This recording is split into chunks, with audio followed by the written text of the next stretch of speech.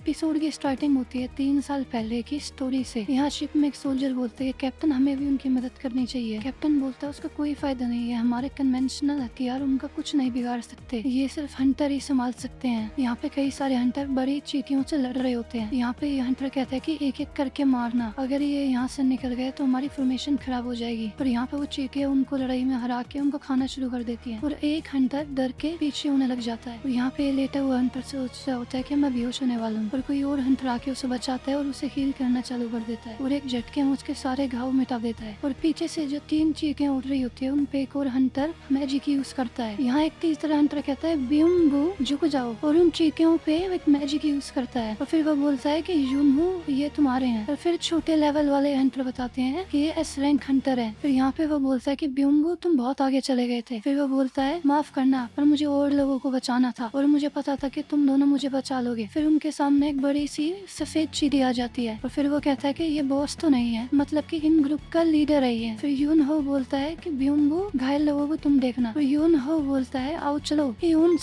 यून हो जाके उसके दांत पकड़ लेता है और यून से ऊपर से लाइटनिंग मैजिक मारता है। फिर यून हो पीछे धकेल दिया जाता है, फिर वो घूम के उसी का दांत फेंक के मारता है और वो चींटी मर जाती है। फिर बड़ी व्हाइट वाली चींटियों पर और भी ग्रुप आ जाता है। फिर यून से बोलता है लीडर तो ये भी नहीं है। यून हो बोलता है कि मजा आएगा और दोनों अपनी फॉर्म बदल लेते हैं। यहाँ पे एक दूर एस रैंक हंटर देख के बोलता है कि लगता है वो टाइम पे पहुंच गए और उसके सामने भी एक बहुत बड़ा ग्रुप आ रहा होता है चींटियों का। नीचे उसके गिल्ड मेंबर बोलते हैं कि मिस्टर चोई हम रह गए हैं। यहाँ पे हंटर चोई एक आग का गोला फेंकते मारता है और अपने गिल्ड मेंबर्स को बोलता है कि हमला करो। फिर एक और बैक स्टोरी में दिखाया जाता है कि करीब 10 साल पहले ऐसे पोर्टल जो दूसरे डायमेंशन से कनेक्ट हो सकते हैं वो अचानक से आने लग गए। कई सारे मॉन्स्टर्स और मैजिक बीस्ट पोर्टल के अंदर रहते हैं। कन्वेंशनल वेपन उन पे कोई काम नहीं करते, सिर्फ वही लोग जो अवेकन हुए हैं स्पेशल एबिलिटी से उनसे लड़ सकते हैं, जिन्हें हम हंटर कहते हैं। उनकी मैजिकल पावर के हिसाब से उन्हें SABCD और E रैंक में क्लासिफाई करा हुआ है, पर जब वो एक बार अवेकन हो जाते हैं तो उसके बाद उनकी एबिलिटी कभी डेवलप नहीं होती। अब दिखाया जाता है आज का दिन सियोल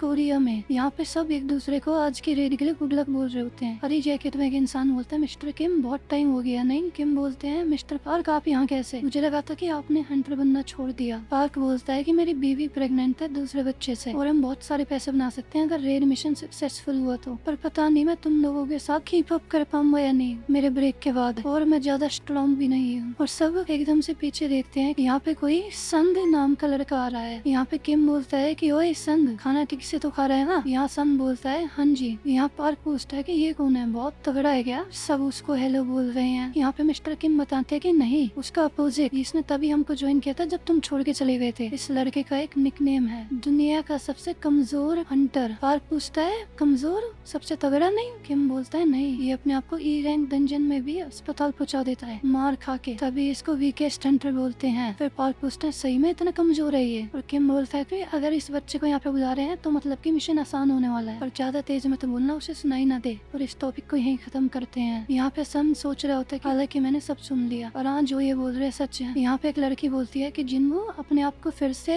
घाव पहुंचा लिया, हम साथ में मिशन पे जाएंगे। जूही पूछती है कि चेहरे पे क्या हुआ? यहाँ पे सुन बोलता है वही हमेशा की तरह। फिर वो बोलती है कि अपना ख्याल रखो, मैंने सुना तुम फिर से अस्पताल चले गए थे। फिर वो बताता है कि वो इकलौता था जो E रैंक डंजन में अपने आप को अस्पताल पहुंचा दिया। वो पूछती है कि टीम में कोई हीलर नहीं था? वो बताता है कि बाकी सब हाई रैंक हंटर थे तो हीलर की जरूरत नहीं पड़ी। वो बोलती है कि ये क्या बात हुई, पर दूसरे लोगों को भी तो जरूरत पड़ सकती है। फिर तुम जिन्वो बोलता है कि छोड़ो ना, मैं हुई कमजोरी आपको पता ही है। यहाँ पे एक आदमी सामने खड़ा बता रहा होता है कि मैं इस रेड का कैप्टन हूँ, सोम ची यूरी, तुम सबसे मिलकर अच्छा लगा। फिर लोग बोल रहे होते हैं सही हुआ कि हाई रैंक हंटर हमारा लीडर है। सोम बोलता है कि सब अंदर चलने को तैयार हो तो आओ चले, और सब पोर्टल के अंदर जाना चालू कर देते हैं। मिस्टर किम बोलते हुए जाते हैं कि सोम हमारे पास ही रहना, दूर मत जाना ज्यादा। जूही ऑल द बेस्ट कह के अंदर चली जाती है। यहाँ जिन्वो अपने हाथ में चाकू लेके बोलता है एक चाकू और बहुत कम मैजिक, मैं अपनी इनकम से सिर्फ यही चाकू खरीद सकता हूँ, पर कुछ नहीं से कुछ सही, आज मैं बढ़िया करूंगा। यहाँ एक बड़ी सी बिल्डिंग में एक आदमी बोलता है अपने हार्डवर्क के लिए शुक्रिया,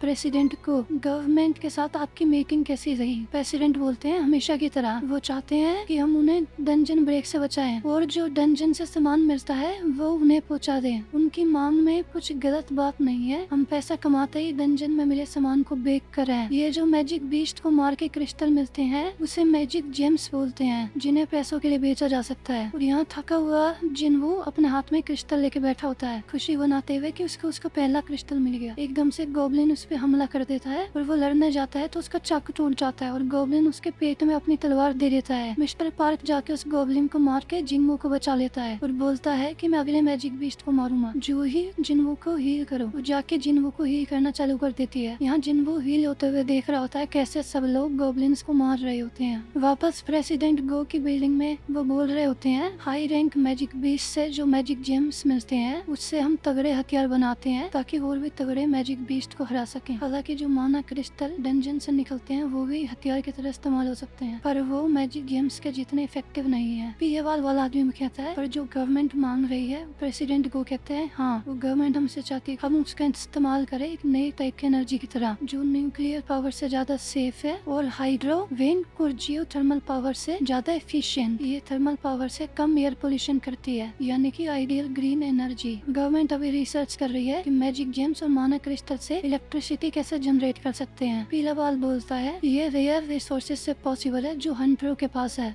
और प्रेसिडेंट बोलते हैं इसीलिए हंटर बहुत जरूरी है। यहाँ पे डंजन का वापस सीन दिखाते हैं जहाँ पे वो डंजन बॉस को हरा देते हैं। सब एक दूसरे को कांग्रेचुलेट कर रहे होते हैं पर जिन्वू दूर हील हो रहा होता है। जूही पूछती है कि जिन्वू तुम मजबूरी में तो हंटर नहीं बने ना, किसी दिन तुम्हें कुछ हो जाएगा, पेट में ही नहीं पूरी बॉडी में जानलेवा घाव पड़ सकते हैं। वो कहता है सॉरी। वो एकदम बात काट के कहती है कि सॉरी नहीं चाहिए, तुम्हारे बारे में चिंता करती हूँ। बाकी सब देख रहे होते हैं कि उनको आइटम्स मिल गए ना सारे। मिस्टर पार्क बोलते हैं कि इस माना क्रिस्टल में वेन्स नहीं है, इससे ज्यादा पैसे नहीं बना सकते। जिन्वू सोचता है कि रेड खत्म और मेरे पास सिर्फ ई रैंक मैजिक जेम है, इसके लिए जान दाव पे लगाना वर्थ इट नहीं है। यहाँ पे किसी को एक गुफा दिखती है और वो सबको बुलाते हैं। कोई बोलता है कि डबल डंजन, इसके बारे में सुना हुआ है मैंने। कोई और बोलती है बॉस को हरा दिया फिर डंजन बंद नहीं हो रहा। मिस्टर किम बोलते हैं यानी कि अंदर और भी खुदान यानी क्वेरी है। यहाँ पे रेड के लीडर मिस्टर सॉन बोलते हैं कि सब सुनो, आम तौर पर इस सिचुएशन में हमें हंटर एसोसिएशन को कांटेक्ट करना चाहिए और उनके इंस्ट्रक्शन फॉलो करने चाहिए। मिस्टर पार्क बोलते हैं कि इसका मतलब हंटर एसोसिएशन सारा प्रॉफिट खा जाएंगे, ये तो बस डी रैंक डंजन है, क्या ही हो जाएगा। मिस्टर किम बोलते हैं कि इसकी वाइफ प्रेग्नेंट है और यहाँ बहुत कम माना क्रिस्टल है, थोड़ा बहुत तुम खुद ही देख सकते हैं, क्या ही हो जाएगा। लीडर बोलते हैं कि तुम्हारी बात समझता हूँ पर आगे पता नहीं कौन कौन से डेंजर होंगे। वोट करते हैं, सब वोट करते हैं और 6 वोट अंदर जाने के लिए होते हैं और 6 वोट अंदर ना जाने के लिए। और जिन्वू बचा होता है जिसने वोट नहीं किया। वो सोचता है कि डी रैंक डंजन उसके लिए बहुत ज्यादा खतरनाक है, पर उसके पापा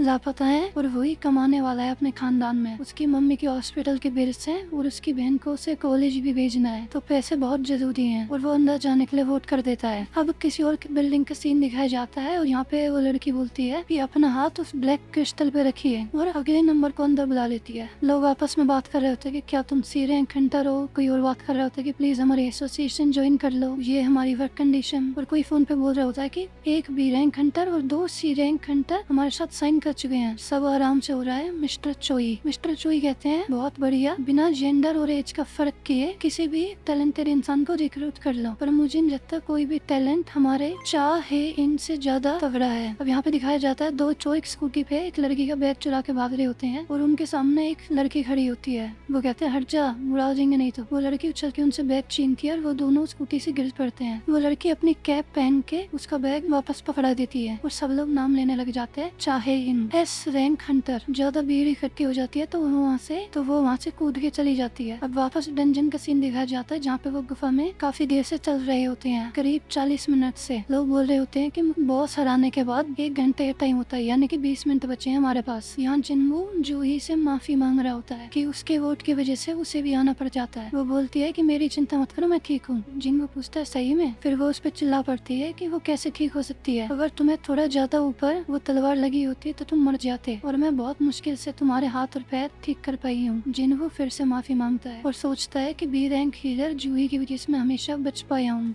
जूही पूछती है कुछ समझ में आ रहा है? वो बोलता है हाँ। फिर वो बोलती है तुम मेरे से माफी मांग सकते हो मेरे को डिनर पे लेके जाके। वो बोलता है फिर बोलती है क्या हुआ, मेरे साथ खाना खाने में दिक्कत है? वो बोलता है नहीं। फिर पीछे से लोग बोलते हैं कि चलो बॉस का रूम आ गया। उनके सामने एक बड़ा सा दरवाजा होता होता है। सब बोलते हैं इतना बड़ा दरवाजा नॉर्मल नहीं है और खाली या तो वापस नहीं आना। चलो मिस्टर किम बोलते हैं कि साथ में अंदर जाएंगे और साथ में बाहर आएंगे। क्यों मिस्टर सोम? वो बोलते हैं हाँ चलो। अब किसी और जगह का सीन दिखाया जाता है जहाँ पे सामने प्रोजेक्टर पे प्रेसिडेंट बैठे होते हैं और वो बोलते हैं मेरा नाम है गो गन ही, हंटर एसोसिएशन का प्रेसिडेंट, और मेरा मानना है कि तुम लोगों में से कोई हंटर बनेगा और कोई नहीं। पोर्टल्स करीब 10 साल से एग्जिस्ट करते हैं और अभी डंजन में कई सारे रहस्य हैं जिसका खुलासा नहीं किया गया है। हंटर बनना एक जानलेवा प्रोफेशन है। अगर तुम रेड मिशन पे जाते रहते हो तब भी मैं आपको कभी गीला नहीं छोड़ सकते। ज्यादा घमंडी या चालाक ना बनना, बचने का सिर्फ एक ही रास्ता है, ज्यादा चौकन्ने रहो। फिर वापस डंजन का सीन दिखाते हैं और गेट खुलता है और सारी की सारी मशाले जलने लगती हैं और आसपास कई सारे बड़े बड़े स्टैचू होते हैं। लोग बोल रहे थे स्टैचू क्या है, सदियों पुराने लग रहे हैं। कईयों के हाथ में म्यूजिकल इंस्ट्रूमेंट भी है। जिनमें एक स्टैचू को देख रहा होता है जो एक गद्दी पे बैठा होता है और सोचता है कि ये कुछ ज्यादा ही बड़ा है बाकी सबसे। लोग देख रहे होते हैं कि मैजिक बीस्ट कहाँ है और लीडर नीचे देख के बोलता है कि ये क्या है, एक मैजिक सर्कल? कि मिस्टर सोम किधर आई है, यहाँ कुछ लिखा हुआ है एक एंशिएंट भाषा में। मिस्टर सोम पढ़ते हैं the commandments of the कार्टनन temple. पहला, गॉड को वर्शिप करो। दूसरा,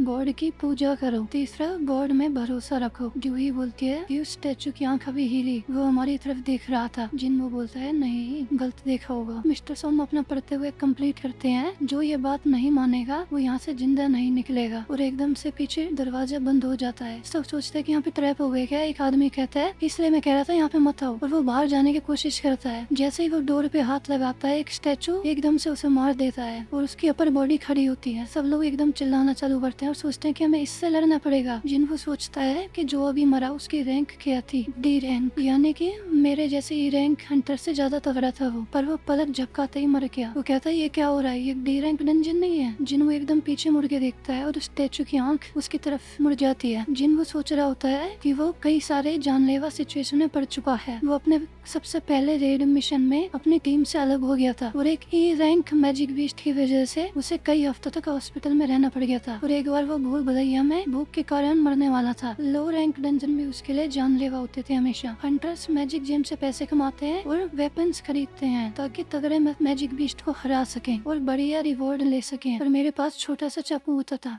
और उस चाकू को अगर कुछ होता था तो मुझे हाथ से लड़ना पड़ता था और कई बार उसके जूते घिस के फट जाते थे। और वो ऐसी जिंदगी में लगा रहता है और शायद इसी वजह से। और एकदम से वो चिल्लाता है कि सब नीचे झुक जाओ, और वो बैठा हुआ स्टैचू अपनी आंख से बीम निकालता है और उनके आगे एक पेरीमीटर बना देता है। 2-3 लोग उस पे मर जाते हैं। जो ही नीचे डर में कांप रही होती है। जिनको सोचता है कि एकदम से क्या हो गया, हम यहाँ पे फंस गए और बाहर जाने का कोई रास्ता नहीं है। क्या मैं मरूंगा, मैं मार दिया जाऊंगा।